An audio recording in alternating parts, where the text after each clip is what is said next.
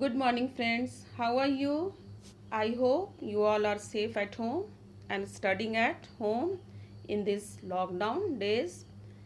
Today we learnt about blood pressure, artery and vein, capillaries, platelets, and lymph. Today in this online session, I am here with you with few topics, that is transportation in plants, transport of water and minerals in plants, and transport of food and other substance in plants. Our first topic to study today is transportation in plants. In ninth class, you have studied about conducting tissue. In case of plants, there are two types of conducting tissues. They are xylem and phloem. These two tissues are also called as vascular tissues and helps in transportation in plants. Xylem carries water and minerals in the upward direction only. What it carry? Water and minerals. Whereas phloem carries prepare food from leaf to other parts of the plant, and phloem also helps in transportation of hormones made by plants in their root tips and shoot tips. This is the figure which indicates that how water and minerals are taken up by roots in upward direction, whereas phloem carry the fluid from leaf and also down from the leaf. Now the next topic is transport of water and minerals. As you know that xylem is made up of four different elements. What are the four elements? They are tracheids, vessels, xylem parenchyma and xylem fiber. In plant, transportation of water and minerals takes place through tracheid and vessels of the xylem tissues only. Both tracheids and vessels are non-living conducting tissues and have thick walls. This figure shows about the xylem and its four elements as well as how conduction of water and minerals takes place in upward direction. This figure also indicates about transport of water and minerals or movement of water and minerals in upward direction only. Now the next topic we will discuss is mechanism of transport of water and minerals. That is how water and minerals are transported in plants. In xylem tissue, vessels and tracheids of the roots, stems and leaves are interconnected to form a continuous system of water conducting channels reaching all parts of the plant. As we know that roots are in contact with the soil and soil have soil pores with water and minerals dissolved in it. The root cell in contact with soil actively take up ions. Due to this, it creates difference in the concentration of these ions between roots and soil.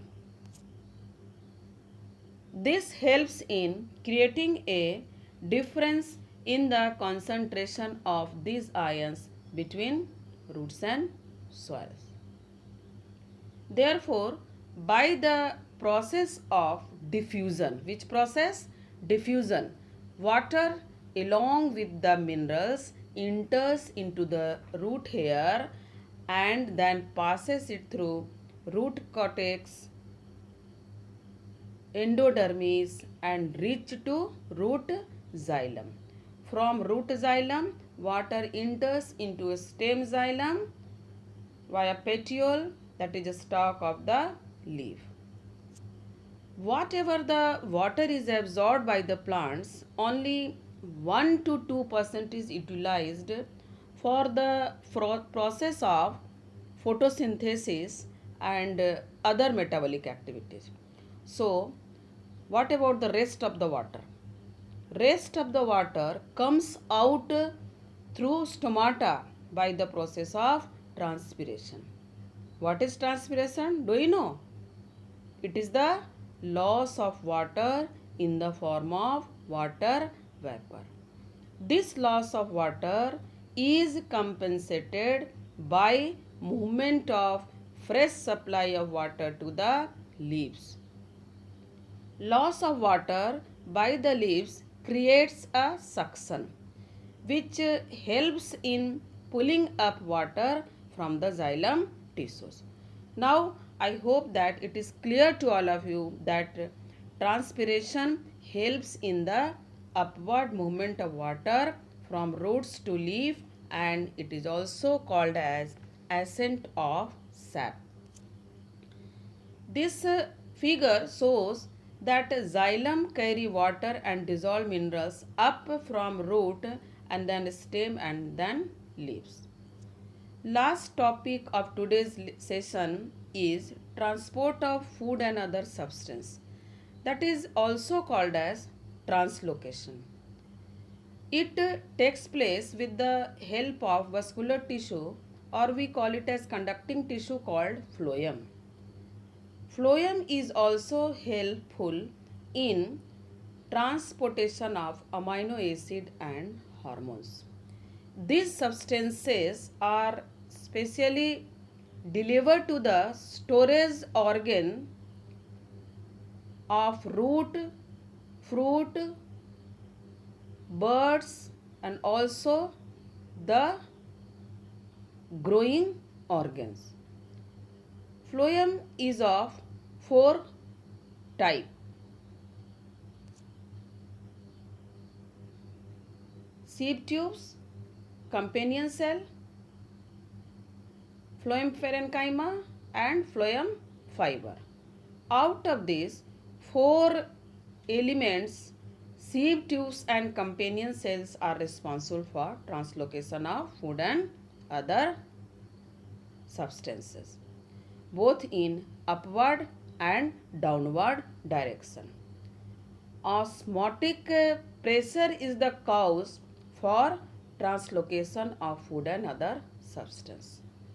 The given figure shows that phloem vessels along with companion cell are responsible for two-way flow of food and other substance, that is upward as well as downward.